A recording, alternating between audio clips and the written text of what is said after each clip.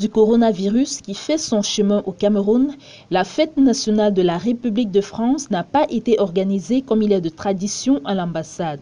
En lieu et place, l'ambassadeur de France au Cameroun a effectué ce 14 juillet une visite de travail au Centre Pasteur à Yaoundé, l'un des laboratoires de référence pour les diagnostics du coronavirus. Il s'est agi pour Christophe Guilou d'aller personnellement saluer et remercier les personnels qui contribuent à la lutte contre la Covid-19.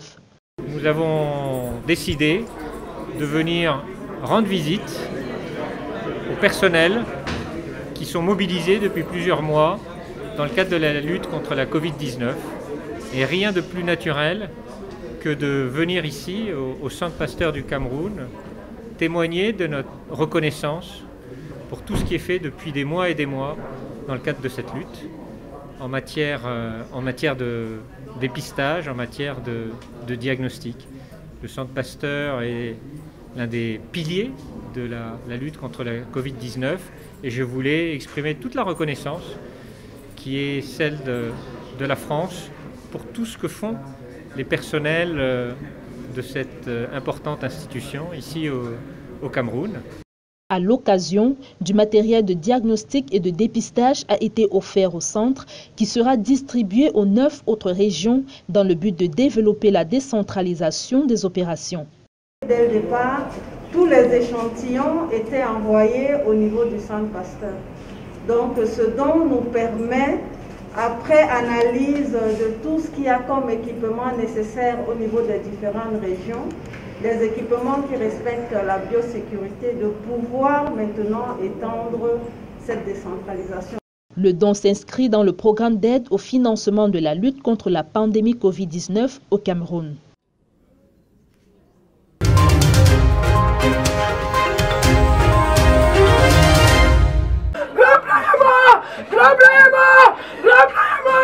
Découverte macabre ce lundi 13 juillet 2020 au quartier Équité Village Pilote, situé dans l'arrondissement de DA 2e. Le corps sans vie de Dylan, âgé de 22 ans, a été retrouvé dans ce puits. C'est Dylan! Ouais! D'après les parents de la victime, Dylan était introuvable depuis plusieurs jours. Jeudi, mon fils a préparé avec sa copine, qu'on entend là. Elle m'a servi, j'ai mangé. Autour de 14 h, je suis sortie avec mon mari pour la morgue. Je rentre de là à 23 h. Mon mari me dépose en route parce que lui partait au travail. J'entre, je prends la même nourriture qu'ils ont préparée en journée, je mange. C'est comme ça que je dors. Vendredi, je me réveille, je trouve le casque-ci et les chaussures ici. Mon fils ne se séparait pas de ce casque-ci. Ça attire mon attention. J'ai dit à mon mari, comment se fait-il que Dylan a laissé son casque sous la pluie? Il est où? Mon mari me dit, je ne sais pas, quand ça gagne. J'ai pris. Au couloir là-bas, j'ai dit, Dylan, Dylan. Il ne répond pas.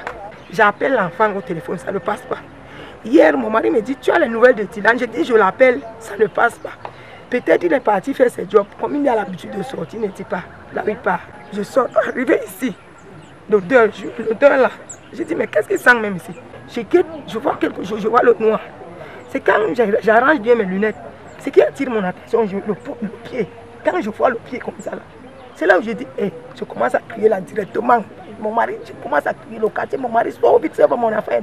Informé, le sous-préfet, le maire de la ville, la police et les sapeurs-pompiers se sont déployés au lieu du sinistre pour procéder au retrait du corps. Les circonstances de son décès restent inconnues, mais tout laisse croire, selon les témoignages, qu'il s'agit d'un assassinat.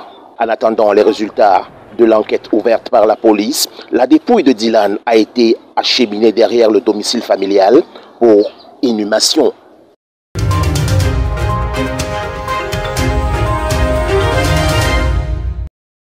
La liberté d'expression est un droit pour tout être humain conformément au pacte international relatif aux droits civils et politiques adopté à New York le 16 décembre 1966.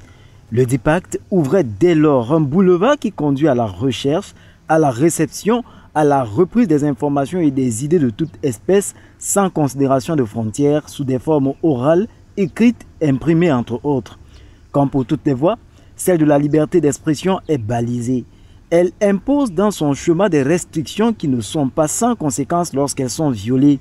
Cette logique est notamment requise dans l'univers du journalisme. C'est dans ce qui est considéré comme le plus beau métier du monde. La complaisance n'a pas de place, l'hostilité devrait quant à elle être éradiquée. Ces deux tendances relèvent des dérives médiatiques décriées qui ont pignon sur rue dans le paysage médiatique du Cameroun. Oui, il faut dénoncer ce qui ne va pas, c'est aussi le rôle de la presse dans le but bienveillant de voir les choses s'améliorer. Mais combien est-il malveillant de jeter l'anathème sur tout? Combien est-il irresponsable de saboter tant d'efforts des hommes et femmes dévoués juste parce que le mérite pourrait revenir au pouvoir public? Cet acharnement à peine voilé ne cause pas du tort qu'à une société ou à des individus pris pour cible. Bien d'autres en paient les frais, les confrères en l'occurrence. Le ton acerbe et si souvent dans une exagération des faits de quelques-uns ferme des portes à bien d'autres dans la recherche de l'information. Alors que l'on est rendu à la saison des examens par exemple, il devient difficile d'en savoir sur les préparatifs, le déroulement et encore moins d'en informer le public. La présence d'un journaliste génère des ondes de méfiance et cela paraît logique tant on ne peut distinguer a priori le malveillant de celui qui veut juste une information. C'est une hantise aujourd'hui présente dans presque tous les services publics du Cameroun. Il n'est alors ni plus ni moins établi que la fascination de certains organes a tout assombrir, restreint la liberté des professionnels de plusieurs autres quant à la recherche, la réception, le traitement et le rendu de l'information. Ces derniers ne demandent qu'à bien s'acquitter des tâches qui leur sont assignées pour la gouverne d'un public qui attend mieux que des nouvelles qui frisent l'autoflagellation.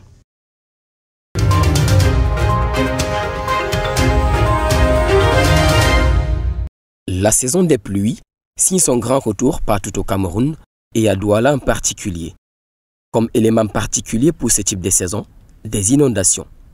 Dans des tunnels, à l'aéroport international de Douala, comme vu sur cette vidéo amateur, ou dans bon nombre de quartiers au sein de la capitale économique, vous serez victime de cette situation qui met à mal la population. C'est tellement grave. L'autre jour, je suis arrivé même la nuit. Ce n'était pas facile pour moi. Donc je me suis noyé là, il était 23 h. Ce n'était vraiment pas facile pour nous. Ça c'est vraiment un temps mort pour nous, pour les Benskineurs. Donc pas seulement pour les Benskineurs, pour tout le monde. Parce qu'avec la pluie ici là, tu ne peux rien faire. Vous voyez l'eau partout, les voitures coulent ici, les moteurs entrent ici dans l'eau, les voitures s'arrêtent. On pousse les voitures, vous pouvez voir vous-même. Vraiment, je ne comprends pas, c'est décevant. Le comble dans tout cela est ceci que cette même population serait la cause de ces malheurs. À des yeux creuses, quand vous vous réveillez, je ne vous apprends rien, vous êtes un Camerounais, vous verrez qu'il y a des personnes, malheureusement des citoyens, identifier nos voisins de tous les jours, nos amis tous les jours, qui prennent des saletés, des fois même des saletés vraiment, qu'est-ce que je peux dire, de nos organes et qui déversent ça dans les drains. Outre cela, il est de bon ton de reconnaître que la force de la nature participe elle aussi, et quelquefois, à ce mal social. Il serait donc inconditionnellement bienveillant que la population repense sa position et participe à son propre bien-être. Ainsi dire, un appel à la conscientisation collective. Là, je pense que si nous prenons nos responsabilités, nous les citoyens, pourquoi pas nous adapter, pourquoi pas nous faisons des cercles, des associations pour aussi aider, accompagner le gouvernement dans ce qu'il veut faire. C'est-à-dire, le gouvernement a bien fait de nous donner des drains, de nous donner des pavés, à nous d'entretenir. Rappelons que dans la ville de Douala, ville la plus cosmopolite du Cameroun, le plan d'urbanisation qui vise à promouvoir la transformation des espaces devient indéniablement nécessaire.